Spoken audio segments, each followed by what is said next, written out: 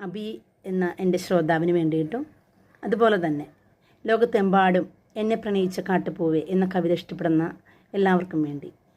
എന്നെ പ്രണയിച്ച കാട്ടുപൂവേ ഭ്രാന്തനെന്നെ നീയും വിളിക്കണം.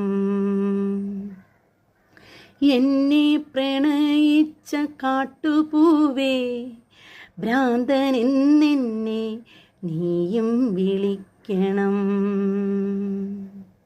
വേർപാടിൻ വേദന കണ്ണുനീരിറ്റുന്ന മിഴികളിൽ നിന്നു നീ വായിച്ചെടുക്കണം. വേർപാടിൻ വേദന കണ്ണുനീരിറ്റുന്ന മിഴികളിൽ നിന്നു നീ വായിച്ചെടുക്കണം. എന്നെ പ്രണയിച്ച